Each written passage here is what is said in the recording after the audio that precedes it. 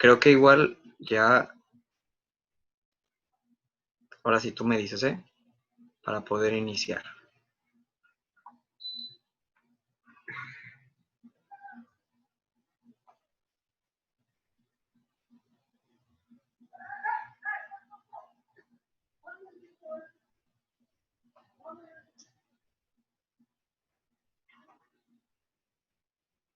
Perfecto, muy bien. Sí, cada vez que avance la diapositiva, ¿te parece que haga esto? Voy a hacerla así y ya tú me ayudas como a cambiar la diapositiva.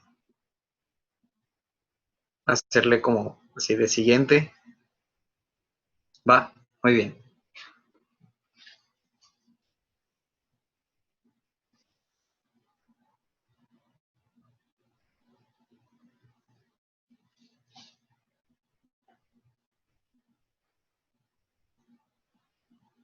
Muy bien.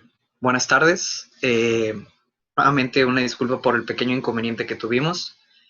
Vamos a iniciar con este tema de cuidados deportivos kinésicos, que creo que lo primero que se nos viene a la mente hablando de cuidados deportivos es la prevención de lesiones, ¿no? Toda esta gama de prevención o de cuidados deportivos que debemos de tener actualmente, de acuerdo a la pequeña circunstancia que estamos presentando ahora de la pandemia. Ya sabemos que poco a poquito se ha ido recobrando un poco la actividad física en algunos deportes, pero aún sigue habiendo esos pequeños cuidados en casa. Entonces, dentro de esta gama de ejercicios o de actividades preventivas que podemos hacer, el día de hoy vamos a hablar un poquitito y dar varios ejemplos de eso. Pero antes de iniciar, quiero explicarles o contarles una pequeña historia de todo esto de cuidados para poder dar o tener varias variables digamos, de cómo poder prevenir una lesión en el deporte, ¿sí? Creo que dentro de esta gama de prevención tenemos actualmente muchísimos cursos, capacitaciones,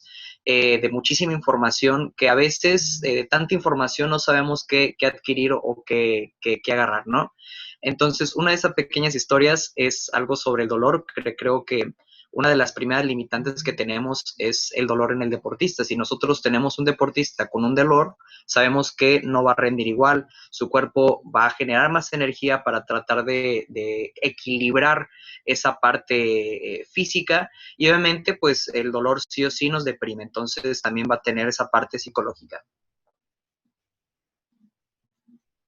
Bien, en 1946, durante una de las peores y más sangrientas batallas de la Segunda Guerra Mundial, dos doctores, Henry y Beecher, observaron un hecho sorprendente, ¿sí? ¿Qué quiere decir esto? Que en esta Segunda Guerra Mundial, estos dos doctores, con todos los sobrevivientes soldados de la guerra mundial, se dieron cuenta que había algo sorprendente y decidieron estudiarlo, por lo cual en 1946 publicaron este artículo. Todos los soldados gravemente heridos con amputaciones, fracturas múltiples o cualquier tipo de lesión que tenían durante la guerra rechazaban la medicación analgésica porque afirmaban no tener dolor, no sentían ningún tipo de molestia, ni sensación de inflamación, ni absolutamente nada, a pesar de tener una lesión tan grave.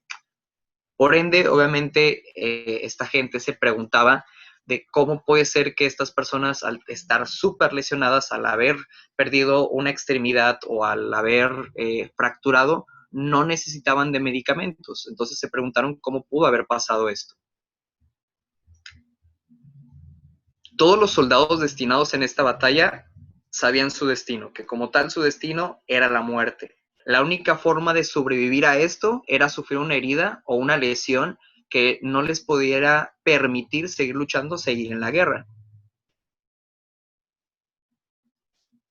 Por lo tanto, el significado asociado ya no era negativo, o sea, la lesión como tal era vista desde otro punto, por lo cual obviamente sobrevivían. ¿Sí? En este caso, eh, a ellos ya no era tan malo perder una pierna cuando el destino o su mentalidad era la muerte, ¿sí? Digamos que la muerte era lo más grande, por lo cual obviamente perder una mano, si estoy vivo, no va a pasar nada. Estas fueron las primeras observaciones que abrieron el camino para estudiar todo lo que viene siendo el mundo complejo del dolor. El acceso de la conciencia del dolor está determinado por un input sensorial. Ese input se encuentra en nuestro cerebro, que como tal es por donde transcurre todas las señales sensoriales que vienen de la parte de nuestro cuerpo, tanto como de la parte de afuera como de la parte de adentro. Y nuestro cerebro interpreta esas señales. De acuerdo a la interpretación que debe tener nuestro cerebro, es lo que va a decir, ¿sabes qué? Esto va a generar un dolor así, como un piquete, esto va a generar un dolor como ardor, esto va a generar un dolor como un calambre. De acuerdo a la interpretación que tenga nuestro cerebro, es lo que va a percibir o lo que va a representar como dolor. ¿A qué voy con esto? Que si se recuerdan esta pequeña historia, la percepción que tenían estos soldados era la muerte, o sea, era lo peor, por lo cual obviamente perder una extremidad no era tan grave. De acuerdo a la percepción y a la activación de los sensores que nosotros tengamos en nuestro cuerpo, nuestro cerebro va a poder discernir o, como les digo, captar esa información de externo hacia afuera, ¿sí? ¿A qué voy con esto? Que si nosotros normalmente estamos constantemente dando información de prevención, de movimiento y sabemos cómo se mueven todas las articulaciones anatómicamente, podemos darle a nuestro deportista, en este caso, esa información para que pueda poder prevenir, en este caso, una lesión. Pero bueno, ya hablé mucho de esta prevención y para poder entrar ahora sí en materia, vamos a hablar qué es esa parte de prevención de lesiones. Bueno, como tal, creo que la palabra prevención se hace hacia un punto o hacia un mundo muy grande, pero dentro de ello creo que también lo podemos escuchar como kinefilaxia deportiva. Pero como tal, la prevención como tal, lo que nos dice la Real Academia Española, dice que una prevención es una medida, disposición o acción que se toma de una manera anticipada para evitar un suceso considerado normalmente como negativo. Creo que si de aquí ya entendemos la palabra anticipada o anticipación, ya tenemos todo controlado y sabemos cómo poder prevenir una lesión. La anticipación en el cuerpo se encuentra específicamente en el control motor, en ergonomía postural y en la propiocepción, ¿sí? El control motor, para explicarlo así un poquito más en estas palabras, sería el control excéntrico de la parte muscular, cómo funciona correctamente el músculo agonista, cómo funciona correctamente el músculo antagonista. Y hablando un poco de la ergonomía postural, creo que todos hemos escuchado la palabra del core o la estabilización del core o el core stability, que más adelante vamos a hablar un poquito de ello. Pero gracias a esta información de anticipación tenemos estos sensores corporales que igual más adelante les explicaré un poquito de ello.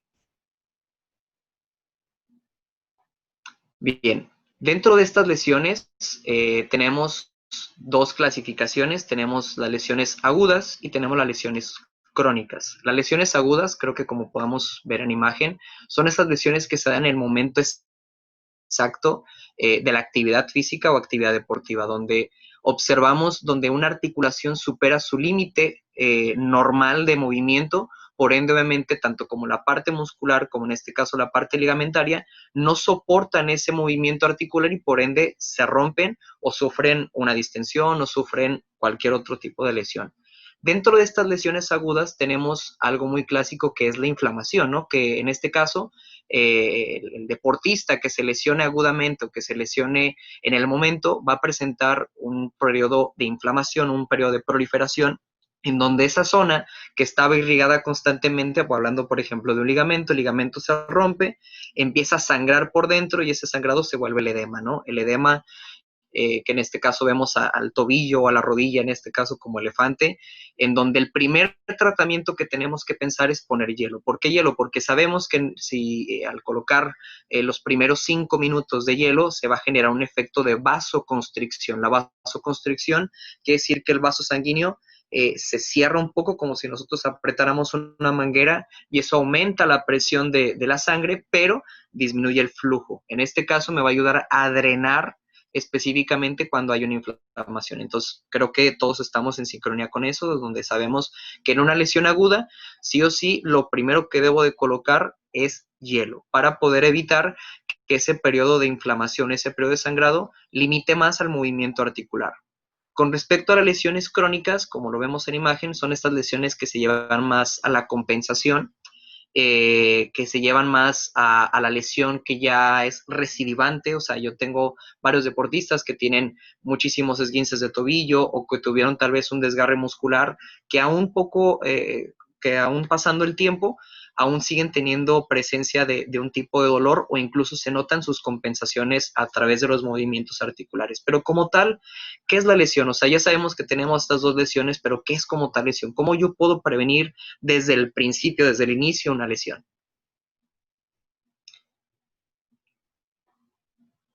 Bien, lesión como tal se define como un déficit o pérdida del control neuromuscular, ¿sí? Neuromuscular.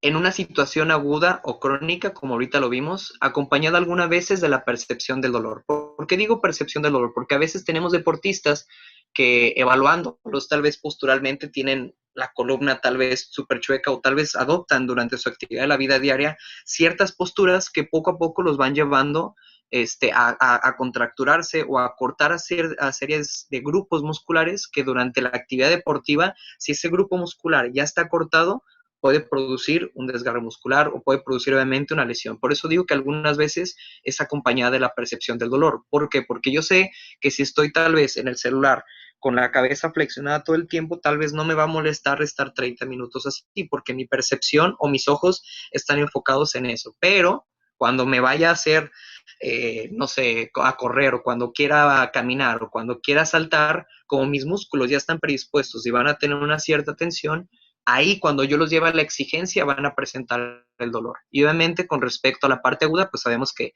al torcernos o al romper algo se va a generar el dolor inmediatamente. ¿Por qué? Porque el cerebro se siente amenazado y ahí obviamente manda la información de dolor. Con respecto al control neuromuscular, creo que si entendemos eso, es la base igual de todo. ¿Sí? El control neuromuscular se basa en esa activación de prevención, tanto como de la musculatura, hablando del agonista y el antagonista, que si recordamos un poquitito, el trabajo del músculo agonista, dando un ejemplo, por ejemplo, con el bíceps, si yo flexiono el codo, en este caso el músculo bíceps sería el agonista, y el músculo tríceps sería el antagonista. ¿Qué quiere decir esto? Que el bíceps va a generar la función de flexionar el codo y el músculo tríceps se va a encargar de frenar a mi codo para evitar que obviamente se vaya más de lo normal. ¿Qué quiere decir esto? Que si yo no tuviera el trabajo del tríceps, mi bíceps haría esto involuntariamente todo el tiempo sin controlar el movimiento lento, ¿sí? Entonces, un control neuromuscular correcto es el control del agonista y el antagonista. Y como lo vemos también en la otra imagen, el control de la sensibilidad. Obviamente sabemos que si tocamos el fuego, automáticamente vamos a responder para evitar quemarnos. Entonces, esos sensores, en este caso externos, nos sirven también para dar información a nuestro entorno. Y mientras más activados y mientras más estimulados estén, mejor va a ser la reacción de nuestro cuerpo. Dentro de estos sensores corporales tenemos dos divisiones, los sensores exteroceptores y los sensores interoceptores. Como su nombre lo dice, esos sensores corporales exteroceptores vienen de afuera hacia adentro, ¿sí? Como son los cinco sentidos, que es la vista, el olfato, el oído, el gusto y el tacto, ¿sí? Yo obviamente antes de generar, no sé, mover mi cabeza, primero trato de voltear a ver para poder generar esa pequeña sensación de lo que voy a agarrar y voy a tomar para poder ya sea llevármelo a la boca, poder contestar el teléfono o lo que sea. Antes de eso observo, ¿sí? ¿A qué voy con esto? Actualmente, con la situación del COVID, sabemos que la vista es uno de los primeros sensores que se ve más debilitado. ¿Por qué? Porque de estar acostumbrados a tener una actividad de la vista periférica al 100%, o sea, hablando de la vista periférica me refiero a que yo estoy viendo en un punto, pero sé que está mi mano derecha, sé que está mi mano izquierda, sé que está atrás de mí. Y con las televisiones o con las computadoras o incluso con el celular, mi vista periférica se limita a observar un cuadrito que mide aproximadamente 10 o 15 centímetros, por ende obviamente mi vista se va desacostumbrando a esa actividad de la vista periférica, que más adelante les haré un pequeño ejemplo de cómo podemos estimular eso, pero quiero que quede claro que obviamente la parte externa es lo que va a generar que la parte interna reaccione. Dentro de estos sensores también tenemos los sensores interoceptores, que como su nombre lo dice, viene ahora de adentro hacia afuera, digamos que es lo que va a informar al cuerpo de todo cómo está en la parte interna. Por ejemplo, cuando nos duele la panza, sabemos cómo nos duele la panza, sabemos cómo es el dolor de panza, sabemos cómo es el dolor tal vez del hígado, como tal vez cuando nosotros nos sentimos con falta de respiración, o por ejemplo, cuando nos empiezan tal vez a sudar las manos, o cuando empezamos a temblar. Todo eso obviamente es una percepción interna, como también es la conciencia corporal,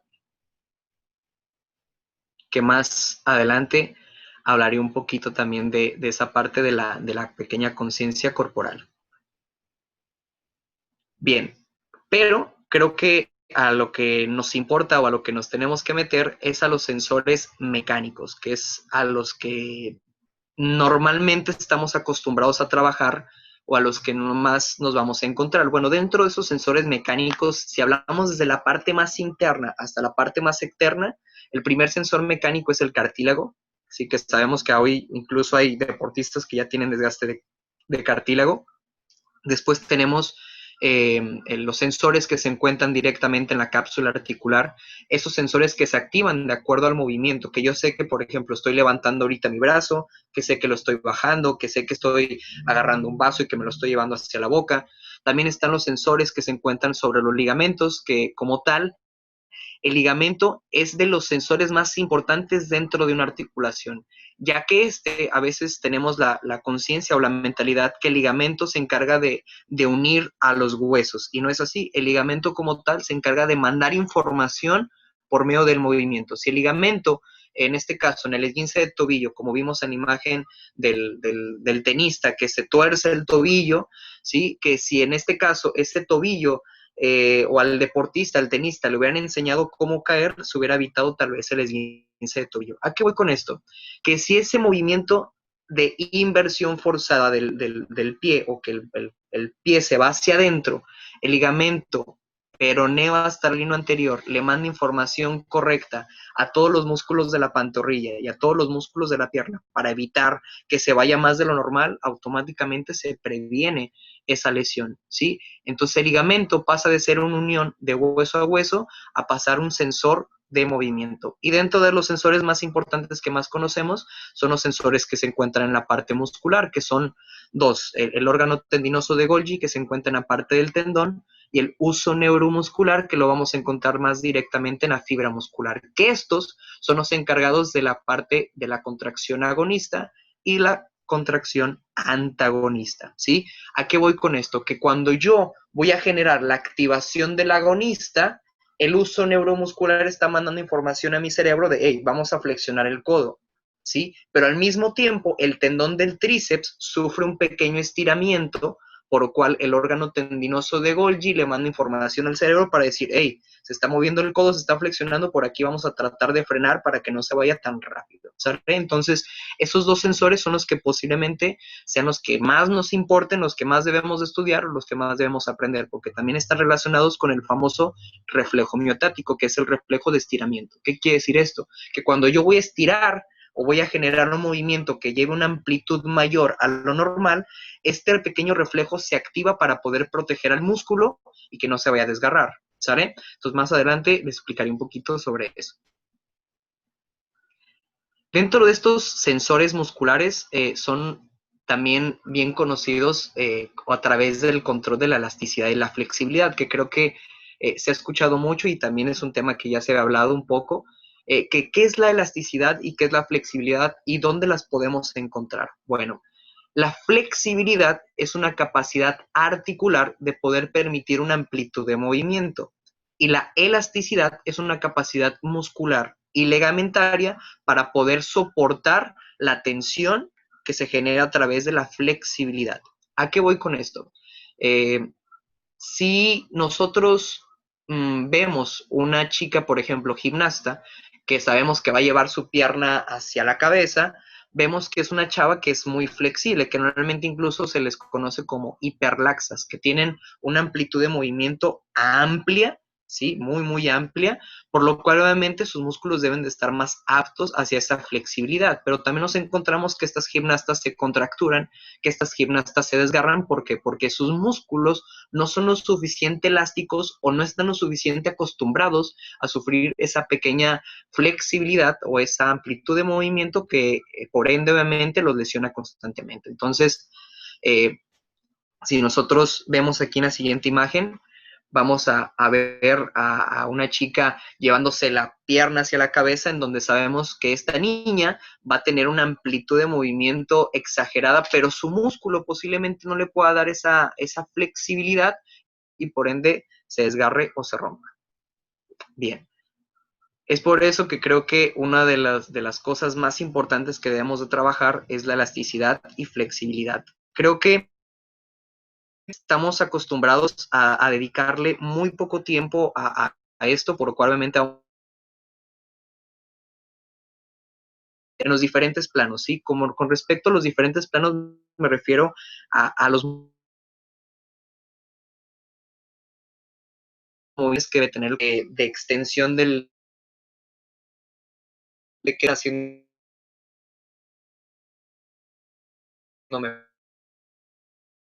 para debo el brazo, debo de inclinar.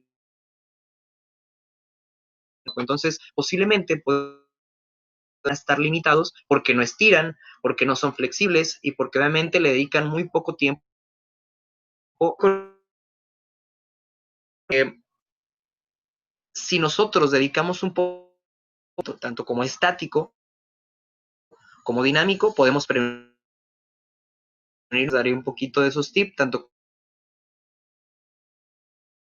como en el ticker.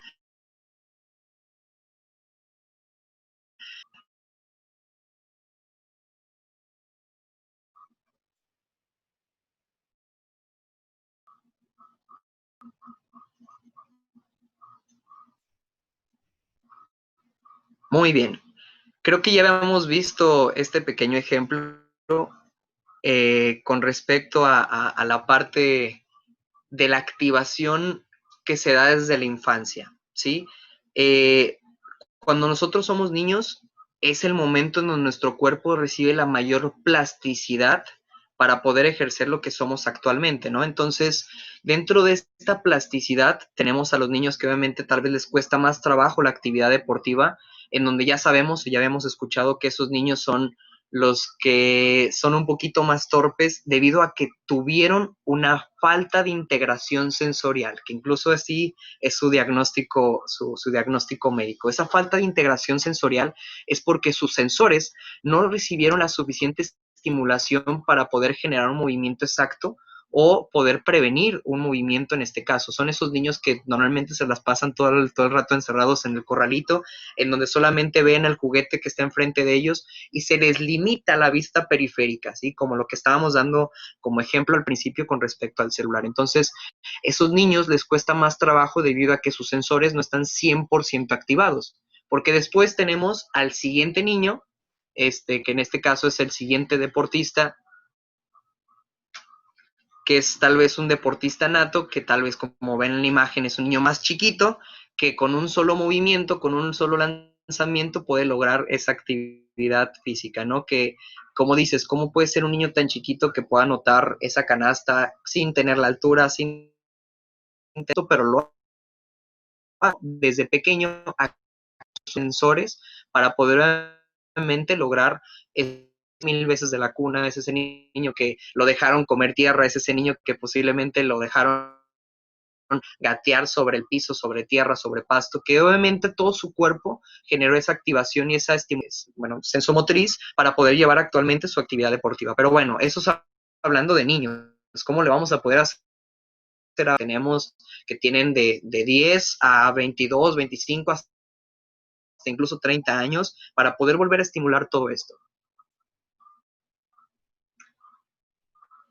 Bien, dentro de esta activación sensomotriz tenemos la famosa palabra propiocepción, que como tal, la propiocepción es que pertenece a uno mismo, la percepción que tenemos de nosotros, ¿sí? Si yo perceptivamente, sé que yo puedo lograr anotar la canasta, o sé que puedo poder pegarle la patada a la cabeza, o sé que puedo generar un buen giro, sé que puedo taclear a una persona, eso es lo que mi percepción corporal me va a lograr. Pero si yo sé que soy una persona sedentaria, o sé que yo no puedo sé que no puedo generar esa amplitud de movimiento correcta en mi deportista, automáticamente estoy 100% limitado. La propiocepción es una capacidad interoceptora, como lo acabamos de decir, viene de adentro hacia afuera. Control neuromuscular, sí, que habíamos dicho que el control neuromuscular es esa parte de la activación del agonista y del antagonista. Es la encargada, la propiocepción, de trabajar la anticipación, ¿sí? Ya sabemos que la anticipación, si yo me encargo de anticiparme hacia la lesión, se previene todo. Y la propiocepción se puede trabajar de una forma estática y de una forma dinámica, que lamentablemente sabemos que la propiocepción, normalmente si lo buscamos incluso en internet, la primera imagen que nos va a salir es ver a una persona arriba de una base inestable con los ojos abiertos o con los ojos cerrados, hablando de que eso es propiocepción. Y la verdad no, la propiocepción, como lo acabamos de decir, no es una capacidad interoceptora que viene de adentro hacia afuera, al igual que el sistema vestibular, que el sistema vestibular es el encargado del equilibrio, sí, específicamente. Entonces, es por eso que algunos ejercicios de propiocepción se trabajan con equilibrio, porque se activa de la parte de adentro hacia afuera. Pero eso no quiere decir que al poner al paciente o a un deportista apoyado en un solo pie, con los ojos abiertos y con los ojos cerrados, es trabajar propiocepción. Hay que recordar que para trabajar propiocepción, que ya les había dado la vez pasada un poquito de este tema,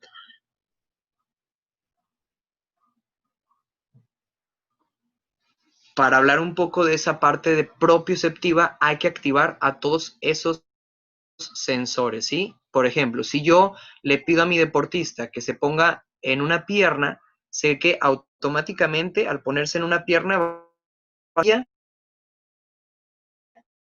¿sale? Al momento de estar descargando más el peso en el rodilla, en el tobillo, la cápsula articular va a recibir esa tensión, el cartílago va a recibir esa pequeña tensión. Entonces ahí se está trabajando un 10% propiocepción, un 90% el equilibrio, ¿sí? Para poder generar que la propiocepción se vaya estimulando cada vez más, puedo ir agregando cada vez más estímulos. Dentro de esos estímulos está la resistencia progresiva, ¿sí? Que sería poner una liga en diferentes direcciones para poder estimular esa zona articular, ¿sí? Que esa zona articular, en este caso, por ejemplo, si yo hago una resistencia, está mi brazo que jale de afuera hacia adentro, sé que voy a estar activando constante la parte externa. ¿Por qué? Porque mi brazo va a tratar de frenar ese movimiento y va a tratar de evitar, obviamente, que la cápsula articular se vaya a dañar un poco más.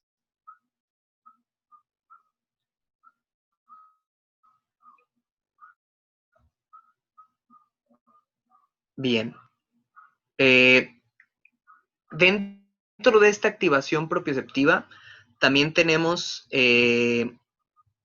la activación cognitiva. ¿Qué quiere decir esto de activación cognitiva? Normalmente, una vez que ya tenemos esa parte de equilibrio, o sea, donde ya tengo a mi deportista parado en un pie, ¿sí? Y que posiblemente tengo ligas que le generen esa tensión progresiva, en donde sé que esa tensión al momento de cambiar el eje de la articulación va a activar más a la musculatura para tratar de prevenir que esa articulación se vaya, si nosotros agregamos ese estímulo al 100% propiocepción. Pero ¿qué quiere decir estímulo cognitivo? Cuando yo distraigo un poco a mi cerebro se encarga de generar esa actividad funcional antes que estabilizar todo lo demás. Por ejemplo, como lo estamos viendo en imagen, ahí vemos a un chavo que está tocando unos baloncitos con su mano, un balón naranja, un balón amarillo, que en este caso él se encarga, su cerebro está más enfocado en tocar el balón amarillo y en tocar el balón naranja que en lo que está pasando en su pierna. ¿Sí me explico? Y eso es 100% propiocepción, ¿sí? ¿A qué voy con esto? Que yo no, cuando voy corriendo, cuando voy caminando o cuando voy tal vez haciendo mi actividad deportiva, no voy pensando en cómo está mi cadera flexionada, no voy pensando en cómo está mi columna estirada, no voy pensando en cómo se está moviendo mi hombro, sino que mi cerebro lo hace de una forma automática. Entonces, trabajar de una forma cognitiva, dándole al cerebro una indicación que tenga un principio y un final, trabajo al 100% propiocepción. ¿A qué voy con esto? Y que yo puedo poder pedirle a un deportista que se ponga de pie en una sola pierna y que al mismo tiempo tenga, no sé, tres números pegados enfrente y que toque primero el 1, después el 3, después el 2. ¿Sí me explico? Entonces, esa actividad cognitiva va a generar que el cerebro se enfoque más en la actividad que se le está indicando que como tal en el trabajo que se está generando en dicha articulación.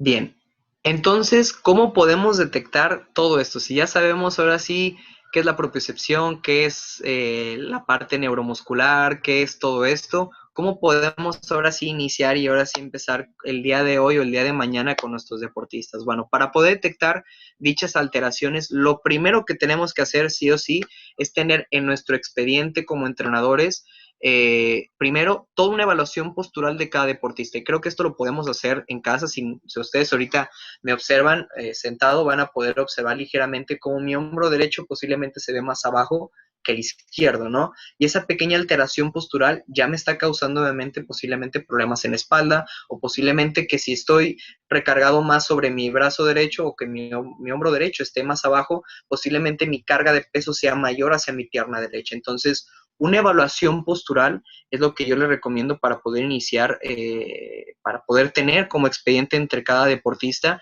y poder detectar las compensaciones que pueda tener, en este caso, el deportista, vía la redundancia, ¿sale? ¿A qué voy con esto? Que si yo tengo deportistas que tienen una escoliosis mecánica, que tienen un pie plano, que tienen valgo de rodilla, que tienen varo de rodilla, y yo les quiero poner a hacer 1500 saltos, esas pequeñas alteraciones posturales van a generar que obviamente a la larga esa zona muscular se sobrecargue más de lo normal o que posiblemente la columna esté generando un aporte mayor de energía para poder soportar lo que el miembro inferior no está estabilizando o lo que el miembro superior no está estabilizando. Entonces, una evaluación postural desde una vista anterior, o sea, viéndome de frente, viéndome de lado, que sería una vista lateral, y viéndome de atrás, que sería una vista posterior, nos puede detectar todas estas alteraciones que podemos indicar desde un principio, ¿sí? Si nosotros vemos que nuestro deportista tiene todo el tiempo la columna flexionada o es de los deportistas que parece que los hombros todo el tiempo los tienen en flexión, sabemos y tenemos que pensar que a diferencia de un deportista normal que tenga una postura correcta, erguida, su respiración aquí va a ser buena a diferencia de la respiración que pueda tener el deportista con flexión. ¿A qué voy con esto? Que esos deportistas posiblemente se puedan cansar más de lo normal porque su anatomía, su caja torácica no se abre correctamente para poder respirar al 100% y obviamente eso lo limite a su actividad deportiva.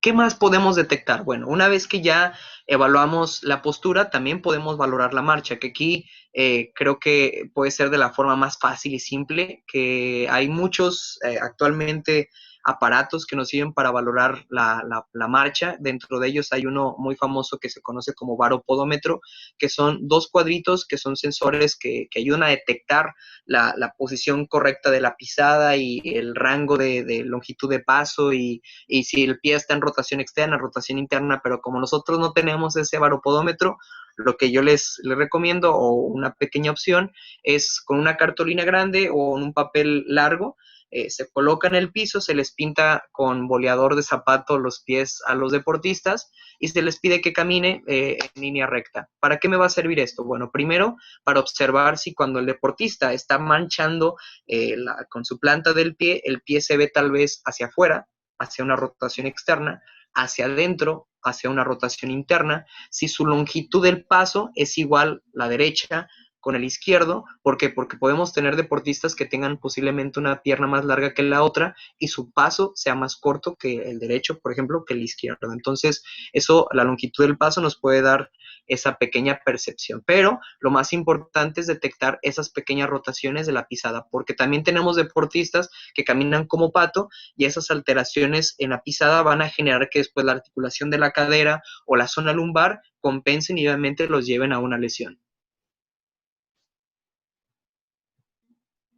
Bien, dentro de este trabajo preventivo o dentro de esta evaluación que vamos a hacer con nuestros deportistas está la famosa ley de proximidad, que es una ley biomecánica que nos explica que si lo proximal está bien, todo lo distal va a estar normal. Si damos en la siguiente imagen, vamos a poder entender un poquito, otra más. Ahí, mira. Bien.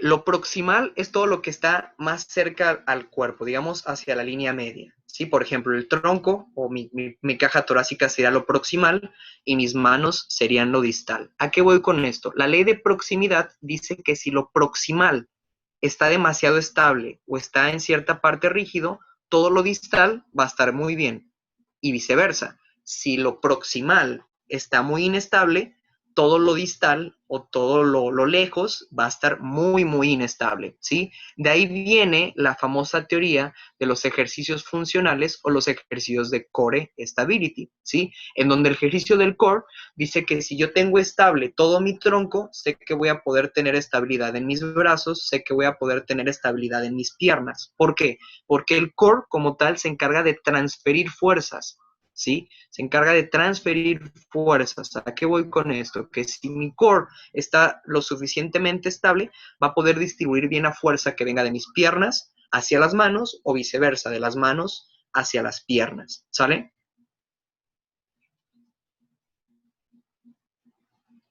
Aquí hay algunos ejemplos del famoso ejercicio de core, como les digo, en donde se trata de estabilizar la parte media, que como tal yo siempre doy el ejemplo de la enchilada. Es como si estoy acostado boca arriba, después me pongo de lado, después me pongo boca abajo y después del otro lado para poder trabajar toda la parte del core.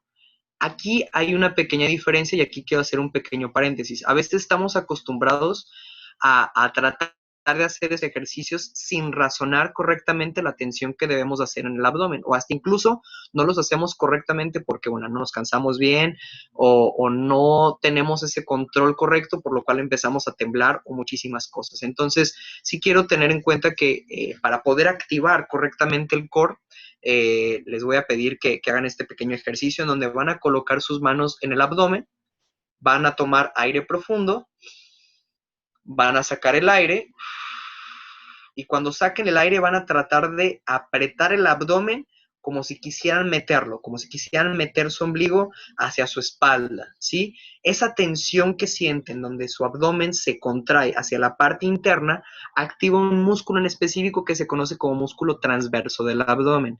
Este grupo muscular es el que se encarga de generar una pequeña faja, ¿sí? Una pequeña faja anatómica en donde va a generar la activación de todos los grupos musculares del abdomen. ¿A qué voy con esto? Que incluso me ha tocado ver muchos deportistas de halterofilia, de otros deportes que utilizan faja, en donde tenemos que tener en cuenta que la faja o una rodillera o una tobillera limitan la función muscular al 100%. ¿Por qué? Porque hacen que el músculo no funcione y que funcione la faja, que funcione la rodillera y que funcione la tobillera y que el músculo no tenga su función. Entonces, trabajar los ejercicios del core a través de la ley de la proximidad, que yo sé que si lo proximal está estable, lo distal también va a estar estable, nos va a ayudar obviamente a poder prevenir primero que las articulaciones que las articulaciones distales, perdón, estén con una pequeña hipermovilidad.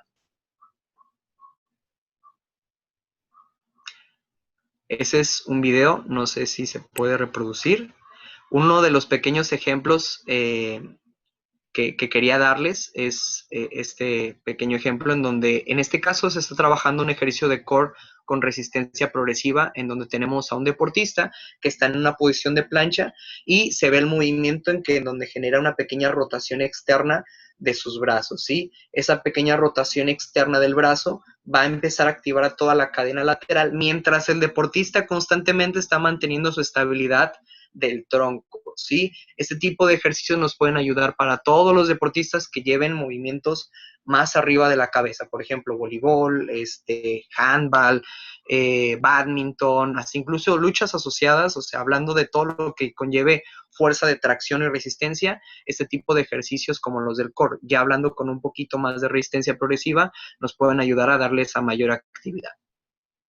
Otro pequeño ejemplo que tenemos para este tipo de actividades del Core Stability es dando esa estimulación propioceptiva, como les digo, haciendo que el deportista tenga esa conciencia de que debe de mantener algo diferente y debe de generar esa acción o esa actividad. Por ejemplo, aquí vemos cómo estos deportistas tienen un palo en su columna, en donde están enfocados más en evitar de que se caiga el palo que en actividad física que están realizando, en donde en este caso están igual manteniendo la posición de plancha, están llevando las piernas a flexión para activar un poco más el abdomen, pero al mismo tiempo están controlando su columna totalmente recta, que en este caso todos los deportistas que tienen lesiones en columna vertebral o que les duele la espalda, este tipo de ejercicios son muy recomendados para empezar a darles esa estabilidad específica en el deporte. Algo que también me han preguntado muchos entrenadores es qué podemos hacer con las mujeres durante su periodo menstrual, ¿sí? Hay un pequeño caso en donde está comprobado científicamente que la mujer en su periodo menstrual normalmente es un poquito más laxa. Es esto, que sus articulaciones son un poquito más flexibles y que sus músculos también están un poquito más tensos para evitar que obviamente esa articulación se mueva más de lo normal. Sí, es obviamente por todo el periodo hormonal que sucede en ese momento. Este ejercicio que estamos observando es igual de la gama de los ejercicios del core, en donde estamos estabilizando la parte proximal, pero aquí agregamos un pequeño estímulo hacia la musculatura interna de pierna, que son los músculos aductores, ¿sí? Específicamente los músculos aductores se originan en el pubis, ¿sí? En la base del pubis, que el pubis obviamente está conectado directamente con el piso pélvico. Entonces, en la mujer, obviamente en su periodo de menstruación, sabemos que esa parte está totalmente dilatada y trabajar mecánicamente un poco la musculatura de los aductores con los ejercicios del Core Stability, primero va a generar que la menstruación no sea tan dolorosa. Segundo, va a generar que la parte deportiva active y bombee un poco esa zona y que obviamente se baje un poco el dolor, tanto como de la zona de la espalda como también de la zona abdominal.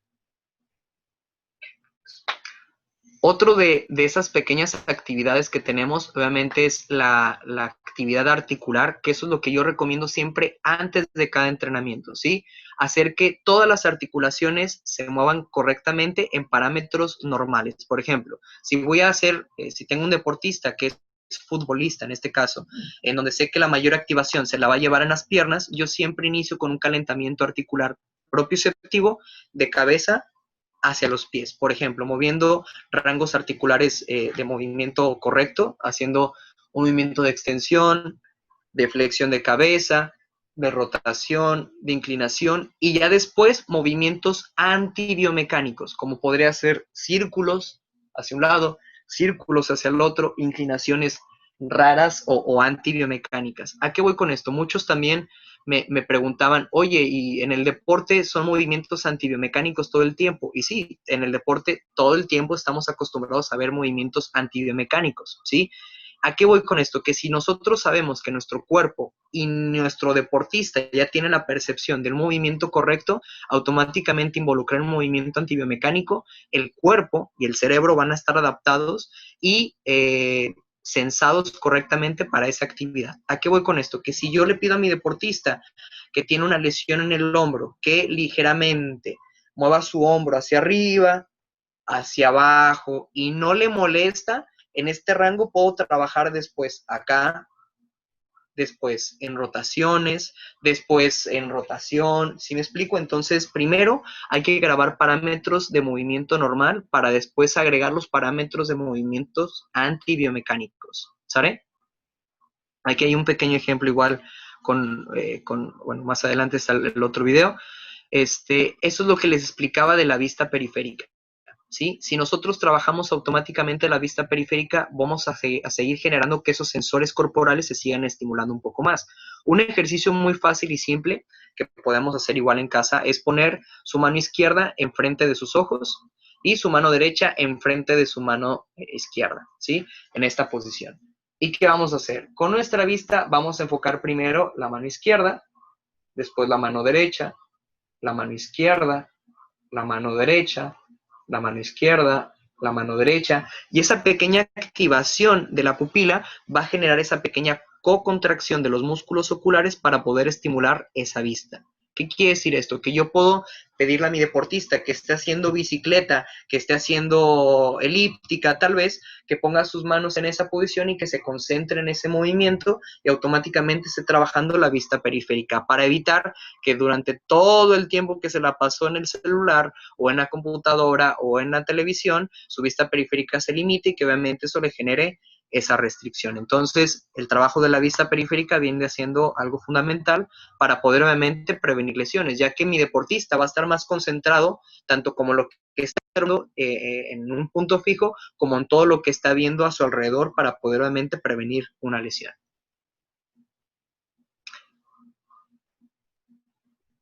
Y dentro de lo que les explicaba, obviamente, el trabajo de la prevención con la caída, ¿sí? Este trabajo es algo que se ha demostrado y se ha visto en estos últimos artículos, en los últimos 10 años, en donde con todos los deportistas se les enseña o se les trabaja la forma de cómo caer, ¿sí?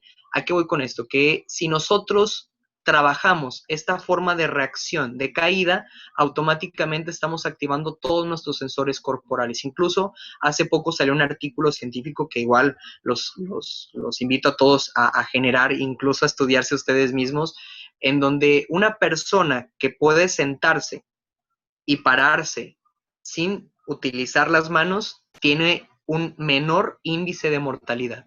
¿Sí? ¿A qué voy con esto? Que las personas que no podían pararse y sentarse en el suelo sin utilizar las manos, su índice de mortalidad era más grande. ¿Sí? ¿A qué voy? Que si nosotros no dominamos todo nuestro cuerpo, que si nosotros no dominamos todas nuestras articulaciones, automáticamente nuestro cerebro no tiene esa información de hasta dónde puede llegar, hasta dónde puede superarse para poder obviamente llegar a cumplir una función exacta. Entonces, dentro de estas actividades o dentro de estos ejercicios de prevención, uno de ellos es obviamente la prevención de caídas, y dentro de esa prevención de caídas es enseñarle al deportista cómo caer, que es algo que se trabaja mucho en lucha. Estos deportistas de lucha grecorromana trabajan mucho esas rodadas porque ellos están acostumbrados normalmente a estar todo el tiempo en el suelo y adoptar posturas antibiomecánicas para poder ejercer tanto como presiones, tracciones y rotaciones y poder superar a su contrincante. Entonces, esta habilidad se las da obviamente las rotaciones o el poder aprender cómo caer.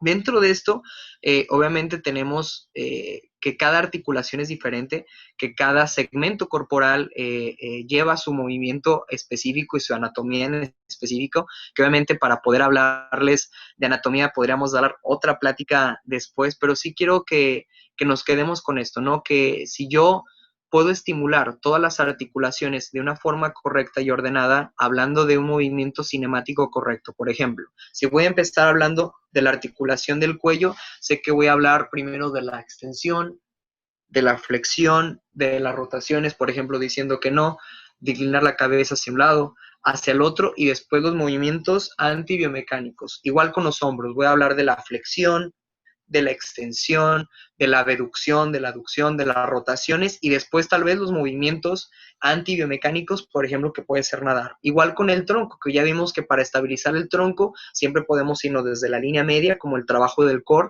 y de ahí ir estimulando cada cosa. Obviamente ya se los dejo a su imaginación, pero sí quiero que se lleven esos conceptos claros. Primero, obviamente la ley de proximidad. Segundo, obviamente el trabajo de perceptivo de la vista.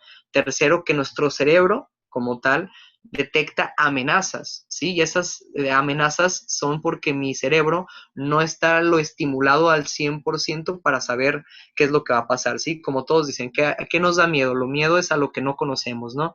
Entonces hay que hacer que nuestro cerebro conozca de movimientos, conozca de esas alteraciones para poder llevarlo y prevenir cualquier tipo de lesión. Dentro de lo que les quería platicar con respecto a la elasticidad y flexibilidad, ya para terminar,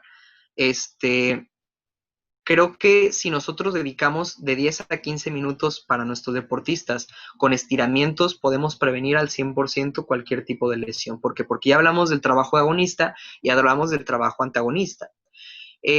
Hablando fisiológicamente con tiempos de recuperación, si yo le pido a mi deportista que genere un estiramiento de 0 a 10 segundos, mi trabajo neuromuscular va a activarse. ¿Sí? ¿Qué quiere decir esto? Que si yo le pido a mi deportista, ven, vamos a estirar un poquitito y solamente vamos a estirar 10 segundos, el estiramiento de 10 segundos me va a servir para activar el músculo, ¿sí? Dentro de esos estiramientos de 10 segundos están los famosos estiramientos balísticos, que los estiramientos balísticos son los estiramientos de repetición, ¿sí? En donde hacemos los famosos molleos. Esos estiramientos como tal nos ayudan a activar más esa zona muscular, ¿sí? Dentro de ahora la relajación muscular, que sería después del entrenamiento, tenemos otro proceso fisiológico. Si yo hago un estiramiento que dure de 20 a 30 segundos, el trabajo neuromuscular se inhibe. En este caso, entra el famoso reflejo miotático inverso, en donde mi parte muscular se relaja demasiado, entra en una inactividad y por ende disminuye su tensión muscular. ¿Qué quiere decir esto? Que si yo hago un estiramiento de una forma estática, manteniendo de 20 a 30 segundos, la parte muscular que estemos estirando se va a relajar y se va a inhibir. ¿Sí? Esa inhibición me va a ayudar obviamente a tratar de disminuir la tensión muscular y que mi deportista no se vaya tan contracturado o tan tenso para eso. Ahora, obviamente ese estiramiento mantenido va a generar una activación del ligamento, va a generar una activación de la cápsula articular y va a generar una activación del cartílago. Entonces, mientras más estimulados estén esas zonas, mientras más estimulados estén estos sensores corporales, mi cerebro va a tener más esa información, va a tener más esa retroalimentación, ese famoso feedback, en donde obviamente va a saber cómo poder actuar. ¿A qué voy con esto? Para concluir un poquitito, con respecto a lo que les dije al principio del dolor, de las teorías del dolor, a lo que estamos terminando y viendo ahorita con todo lo que acabamos de ver de ejercicios y movilidad, si mi cerebro está más acostumbrado a los movimientos que se van a hacer tanto durante la actividad deportiva, tanto como también a la tensión que se presenten durante las competencias, va a saber cómo va a actuar, va a estresarse menos, va a estar más concentrado y va a generar que todos los sensores de nuestro cuerpo estén más activados para la actividad física que se va a realizar. Bueno, sin más por el momento, les ofrezco nuevamente una disculpa por el pequeño inconveniente que tuvimos en un principio.